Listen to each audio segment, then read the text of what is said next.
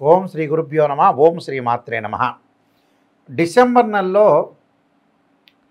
ద్వాదశ రాశులకు ఏ విధంగా ఉన్నాయో ఒకసారి తెలుసుకుందాం. తెలుసుకునే ముందు గ్రహగతులు ఏ విధంగా ఉన్నాయి, ఎక్కడెక్కడ ఉన్నాయో మనం సంచారం చేస్తూనే తెలుసుకుందాం. ప్రధానంగా గురువు డిసెంబర్ 5వ తారీఖున మిథున రాశిలో వక్రస్థితిలో ఉండటం, శని మీనరాశిలో రుజుమార్గంలో ఉండటం, రాహు కుంభరాశిలోను, కేతు సింహరాశిలోను, కుజుడు ధనస్సు రాశిలోను, బుధుడు ప్రధానంగా వృశ్చిక రాశిలోను, రవి శుక్రులు వృశ్చికంలోను ధనస్సు రాశిలోను సంచారం చేస్తారు. ఇది గ్రహస్థితి. ఇవన్నీ కూడా గోచారరీత్యా చెప్పబడే ఫలితాలు అంటారు, కానీ బర్త్ చార్ట్ను అనుసరించి చెప్పబడే ఫలితాలు కాదు. Note this point. What is the difference between transit system and birth system అంటే నాటల్ చార్ట్ అంటారు. దానికి డిఫరెన్స్ ఏమిటంటే, ఒక చెట్టు ఉంటుంది, ఒక ట్రీ ఉంటుంది. ఆ ట్రీకి కింద వేళ్ళు ఉంటాయి. ఒక చెట్టుకి ఆ వేళ్ళు ఉన్నది బర్త్ చార్ట్. అంటే ఆ వేళ్ళు అనేవి పర్మనెంట్. దానిపైన ఒక కాండం ఉంటుంది. ఆ కాండానికి కొన్ని కొమ్మలు ఉంటాయి. ఆ కొమ్మలకు ఆకులు ఉంటాయి.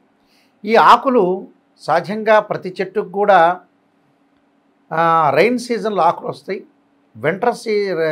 రైన్ సీజన్లో ఆకులు వస్తాయి. వింటర్ సీజన్లో అలా ఉంటుంది. సమ్మర్ సీజన్లో ఆ ఆకులు రాలిపోయి మళ్ళీ రిపీట్గా వింటర్ సీజన్లో కొత్త ఆకులు వస్తుంటాయి. అంటే గోచారంలో ఎప్పుడు కూడా గ్రహాల యొక్క స్థితి ఒక్కొక్క గ్రహము ఒక్కొక్క రాశి నుంచి మారుతూ ఉంటుంది. ఉదాహరణకి శని 2.5 సంవత్సరాలు, గురువు సంవత్సర కాలము, అలానే రవి బుధ శుక్ర గ్రహాలు 30 రోజుల పాటు ఒక రాశి నుంచి మరొక రాశికి మారటం, కుజుడు 45 రోజుల పాటు, రాహు కేతులు 18 నెలల పాటు. ఇవన్నీ కూడా గోచారరీత్యా చెప్పబడే ఫలితాలు అంటారు. ఈ గోచారరీత్యా చెప్పబడే ఫలితాల్లో ప్రధానంగా ఈ ద్వాదశ రాశుల వాళ్ళకి ఎలాంటి ఫలితాలు జరగబోతున్నాయని చూడాలి. ఎప్పుడు కూడా గోచారం 20% సపోర్ట్ ఉంటుంది. బర్త్ చార్ట్ అనేది 80%. చాలామంది కూడా అనుకుంటారు ద్వాదశ రాశులు చెప్పేటప్పుడు మేషరాశి వాళ్ళకి ఇలానే ఉండబోతుంది, వృషభ రాశి వాళ్ళకి ఇలానే ఉండబోతుంది. అందరికీ అలా ఉండదు. 20% సూచనలు సపోర్టు బర్త్ చార్ట్ను అనుసరించే ఎక్కువగా ప్రాధాన్యత ఉంటుంది. కానీ ఆవగింజంత అదృష్టం అనేది ఎంత కృషి చేసినా ఆవగింజంత అదృష్టం ఉండాలి అంటారు. ఒక సెకండ్లో అదృష్టం కలిగే అవకాశం ఉంటుంది అని చెప్పగలిగితే గోచారం.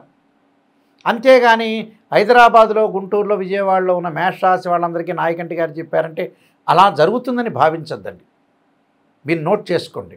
అంటే కొన్ని సూచనలు ఇస్తున్నా, ఆ సూచనలు జరిగే అవకాశాలు ఉంటాయని చెప్తాం. ఆ సూచనలు బర్త్ చార్ట్ నుంచి మారిపోయే అవకాశాలు కూడా ఉంటాయి. అలాంటి విషయాలని మీరు జాగ్రత్తగా ఆలోచన చేసుకోండి. మీనరాశి వాళ్ళకి డిసెంబర్ మాసంలో ఏ విధంగా ఉందో తెలుసుకుందాం. మీనరాశి వాళ్ళకి రాస్యాధిపతి గురువు చతుర్థ స్థానంలో ఉండి వక్రస్థితిలో ఉండటం, జన్మంలో శని యొక్క ప్రభావం వల్ల ఆరోగ్యపరంగా హాస్పిటలైజేషన్కి డబ్బులు ఖర్చు అయ్యే అవకాశాలు ఎక్కువ ఉంటాయి. అయితే శుక్రగ్రహం యొక్క ప్రభావం వల్ల ఆదాయం అనేది ఇంక్రీజ్ అవుతుంది.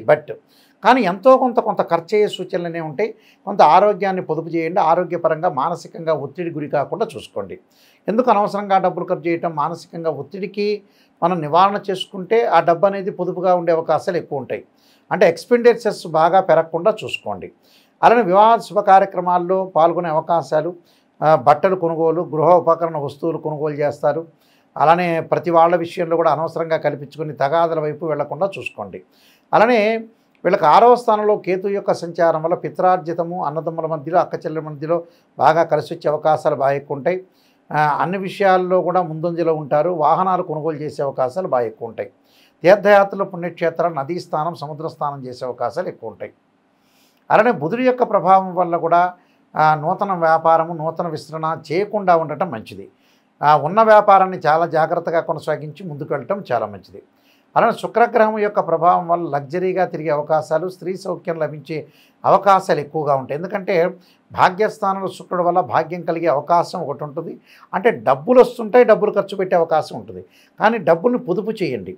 అలానే బుధుడి యొక్క ప్రభావం వల్ల ఏ వ్యాపారం విస్తరణ చేయకుండా ఉన్న వ్యాపారాన్ని కొనసాగించడం మంచిది.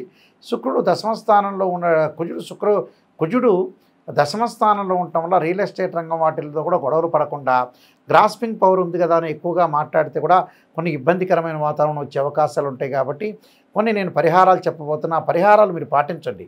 ఇవన్నీ కూడా గోచారరీత్యా చెప్పబడే ఫలితాలు కాబట్టి కొంత జాగ్రత్తగా వివరించి ముందుకెళ్తే మీకు మంచి జరిగే అవకాశాలు ఖచ్చితంగా ఉంటాయి. ఈ రాశి వాళ్ళు ప్రధానంగా వివాహపరంగా ఇబ్బందులు పడుతున్న వాళ్ళు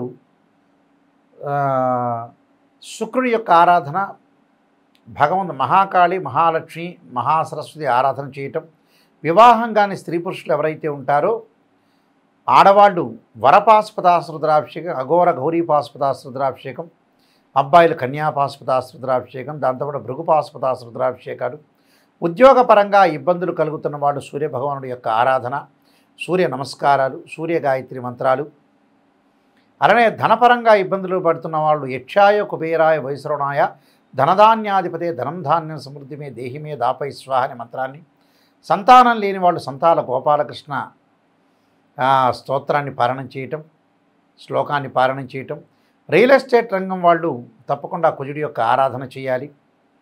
పనులలో ఆలస్యం జరుగుతుందంటే శని యొక్క ఆరాధన చేయాలి.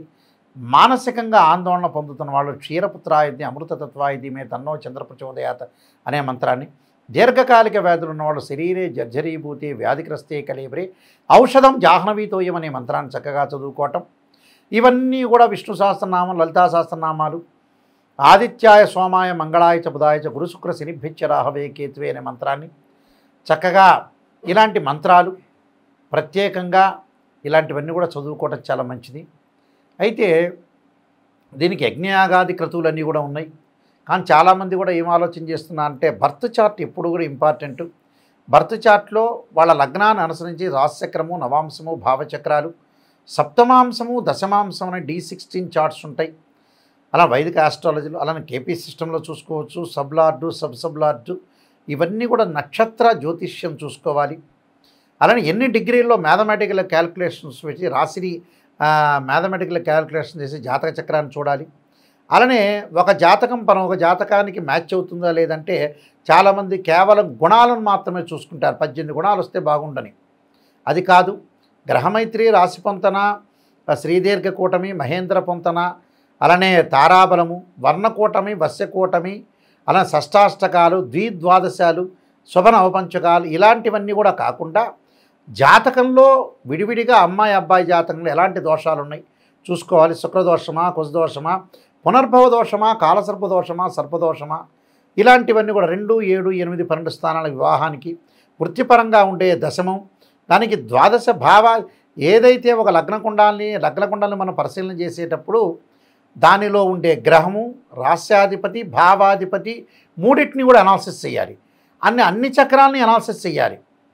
ఒక ఉదాహరణకి ఒక ఎగ్జాంపుల్, వివాహం కావట్లేదంటే రాశిచక్రం, భావచక్రం, నవాంశం, సంతానం లేదు రాశిచక్రం, భావచక్రం, సప్తమాంశం, వృత్తిపరంగా ఇబ్బందులు కలుగుతాయి రాశిచక్రం, భావచక్రం, దశమాంశ చక్రం. ఇలాగ అనాలిసిస్ చేసి ఏ లగ్నాలు కలిసి వస్తాయి అంటే ఏ దశలు కలిసి వస్తాయి, ఏ లగ్నానికి శుభదశలు అశుభ దశలు ఉంటాయి, ద్వాదశ భావాధిపతులు ఎవరు, భావాధిపతి వేరు, రాశ్యాధిపతి వేరు, అలానే దానిలో ఆ రాశిలో ఉండే గ్రహము వేరు. ఆ రాశిలో ఉండే గ్రహాన్ని టెనెంట్ అంటారు, భావాధిపతి ఓనరు, రాశ్యాధిపతి బిల్డరు అని అర్థం. అంటే ఎగ్జాంపుల్ చెబుతున్నాం మీకు. ఇలాంటివన్నీ కూడా అనాలిసిస్ మ్యాథమెటికల్ క్యాలిక్యులేషన్ చేసి డిగ్రీలు అనాలిసిస్ చేస్తేనే పర్ఫెక్ట్గా వస్తుంది. అరకొరకు నాలెడ్జీ తోటి ఉండి మీరు మోసం చేసుకోవద్దండి. సరైన ఆస్ట్రాలజీని సంప్రదించండి. www.nayakanti.com చూడండి, www.nayakanti.in చూడండి. గూగుల్లో కానీ యూట్యూబ్లో కానీ నాయకంటి మల్లికార్జున శర్మ బుక్స్ అని కొట్టండి. నేను 15 పుస్తకాలు రాశాను. కాలసర్పయోగం, కాలసర్పయోగ చంద్రిక, రాహుకేతులు, ఛాయాగ్రహాలు, స్వప్నశాస్త్రము, అలానే జాతక చంద్రిక, వివాహ మార్తాండము, బృహత్ పరిహార సింధు, సర్వదేవతా గోత్రులు పార్ట్ 1, పార్ట్ 2, ఇలాంటి number of English, Telugu, astrology చాలా బుక్స్ రాశాను. మీరు ఏదైతే ఆ బుక్స్ కూడా మా దగ్గర లభ్యమవుతాయి, తీసుకోవచ్చు. లేకపోతే మోహన్ పబ్లికేషన్, కోటగుమ్మన్, రాజమండ్రి వాళ్ళ దగ్గర కూడా మీరు సంప్రదించవచ్చు. అయితే ఇవన్నీ కూడా ఆలోచన చేయండి. అంటే వాస్తుపరంగా కూడా మేము చూస్తాం. వాస్తు సంబంధించిన మా అపాయింట్మెంట్ తీసుకెళ్ళవచ్చు. మా నెంబర్ ఉంది. ఆ నెంబర్ నా దగ్గరికే డైరెక్ట్గా వస్తుంది, ఎవరి దగ్గరికి వెళ్ళదు. మీరు ఏం ఆలోచన చేయాలన్నా, ఏ జాతకపరంగా చూపించుకోవాలన్నా, వాస్తు ప్రకారంగా కానీ, సంఖ్యాశాస్త్రం ప్రకారంగా కానీ, యజ్ఞయాగాది క్రతువులు కానీ, ఆగమశాస్త్రం, దేవాలయ ఆగమశాస్త్రం ఉంటుంది. ధ్వజస్తంభం ఇన్ని ఫీట్లు పెట్టాలి, ఇంత ప్రమాణం ఉండాలి, బలిపీఠం ఇంత ఉండాలి అనే దాని మీద కూడా నేను బుక్స్ రాశాను. మీరు దేవాలయం కానీ యజ్ఞయాగాది క్రతువులు కానీ రెమెడీస్ కానీ సరైన రెమెడీస్ చేసుకోండి. ఈ మధ్యకాలంలో ఉప్పు దీపం పెడితే కోటీశ్వరుడు అవుతారని, నిమ్మకాయని వచ్చి ఈశాన్య భాగంలో పెడితే వివాహం అవుతుందని, అలానే నువ్వుల్లో పాలన కలిపి తింటే ఉద్యోగం వస్తుంది. ఇవన్నీ కూడా ఫేక్ రెమెడీస్. ఋగ్వేదము, యజుర్వేదము, సామవేద, అథర్వణ వేదాల్లో ఇలాంటివి ఏవి కూడా చెప్పలేదు. ఎక్కడో మహారాష్ట్ర నుంచి లాల్ కితాబ్ రెమెడీస్ వచ్చినాయి. ఆ రెమెడీస్ పాటించడం వల్ల ఏమీ జరిగేది పని లేదు. డబ్బు ఎక్కడ ఖర్చు పెట్టాలో అక్కడ ఖర్చు పెట్టండి. యజ్ఞయాగాది క్రతువుల వల్ల మంచి జరుగుతుంది. కానీ జాతకాన్ని అనుసరించి సిద్ధాంతిని సంప్రదించి మాత్రమే చేయండి. ఇలాంటి విషయాలన్నీ కూడా గ్రహించాలి. ఎందుకంటే చాలామంది మాదాలలో కూడా ఆర్ఎంపీ డాక్టర్లు, ఎంబీబీఎస్ డాక్టర్లు, ఎంఎస్ డాక్టర్లు ఉంటారు. గుళ్ళో పూజలు అర్చకత్వం చేస్తారు, బట్టలు కట్టిస్తారు, మంచి అభిషేకం చేస్తారు. పురోహితులు వివాహ ఉపనయన సంస్కారాలు చేస్తుంటారు. సిద్ధాంతులు వచ్చేటప్పుడు జాతకాన్ని చూసి వాళ్ళ ఆధ్వర్యంలో పురోహితులను పెట్టుకొని వాళ్ళు స్వయంగా నిర్వహించే అవకాశం ఉంటుంది. కాబట్టి ఏది పడితే అది చేసి రెమెడీస్ చేసి 4-5 చోట్లకు వెళ్ళి అసలైన జ్యోతిష్యుని సంప్రదించేటప్పటికల్లా మీ దగ్గర డబ్బులు ఉండవు, ఓపెన్గా చెప్పాలంటే. ఇక ఏం చేయాలి గురువుగారు, నాయకంటి గారు అని చెబితే ఎవ్వరూ ఏం చేయలేరు. కాబట్టి మొట్టమొదటనే సరైన విధానాన్ని అనుసరించండి. పెళ్లి సంబంధాలు కూడా ఈ మధ్యన చాలామంది కుదరట్లేదు. ఒక సంబంధం తప్పిపోయినా కూడా సరైన మ్యాచింగ్ చూసుకోకుండా రెండో సంబంధం ఇప్పుడు కూడా మరి ప్రజలకు జ్ఞానోదయం కలగట్లేదన్న అభిప్రాయం. జ్ఞానోదయాన్ని పెంచుకోండి, అవగాహన పెంచుకోండి, బ్రెయిన్ మెచ్యూరిటీ వాల్యూస్ పెంచుకోండి. పెంచుకొని నిజంగా ముందుకు వెళ్ళండి. అప్పుడే మనకు మంచి జరుగుతుంది. మన చేతుల్లో ఉంటే 60%, 40% భగవంతుడి చేతుల్లో ఉంటుంది. మనమే తప్పు చేయటమా మంచి చేయటమా? మన చేతుల్లోనే బ్రహ్మ రాశాడు. మననే ఫ్రీ వీల్ అంటారు.